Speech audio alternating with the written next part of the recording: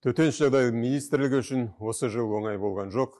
Табиғи және техногендік сипаттағы бірқатар резонанстық төтенше жағдайлар орын алды. Сонымен қатар табиғи аномалияларды жедел жағдайды қиындатты. Осыған қарамастан министрлікпен қабылданған шаралардың арқасында төтенше жағдайлар мен оқиғалардың саны 6,5%-ға азайды. Жалпы құтқару бөлімшелері 76 мыңнан аса жедел шығулар жасады. 22 мыңнан астам адам құтқарылып эвакуацияланды. 5 мыңға жуық азаматқа алғашқы медициналық көмек көрсетілді. Жыл бойы азаматтық қорғаныс саласында өрт және өнеркәсіптік қауіпсіздікті қамтамасыз ету бойынша үлкен профилактикалық жұмыс жүргізілді.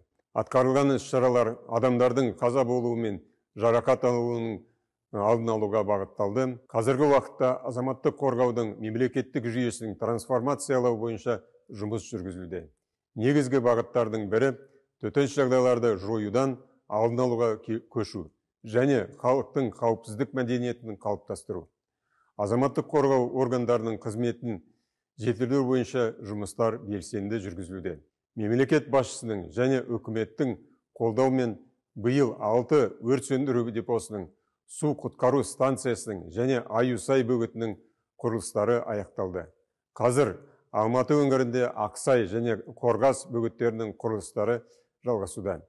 250-ден астам өрт сөндіру және арнайы техника, 2000-ға жуық түрлі құтқару жабдықтары, 2 тікұшақ пен 70-тен астам пилотсыз ұшу аппараттары сатылынып алынды.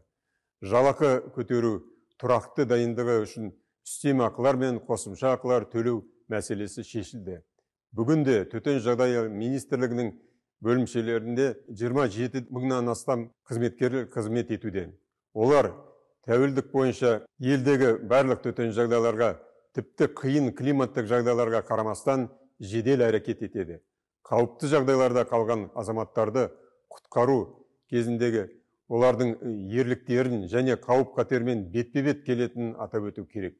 Біздің құтқарушылар Түркия Республикасы мен Ауғанстанда орын алған жойқын жер сілкіністерінің салдарын жоюға, сонымен қатар Палестина мен Сирия Республикасының гуманитарлық көмек көрсетуінде белсенді атсалысты. Осы елдердің биліктері мен жергілікті тұрғындары біздің құтқарушылардың көмегі мен кәсібилігін жоғары бағалады. Министрліктің алдында ықтимал төтенше жағдайларға тиімді ден қою мақсатында шешуді талап ететін көптеген міндеттер тұр.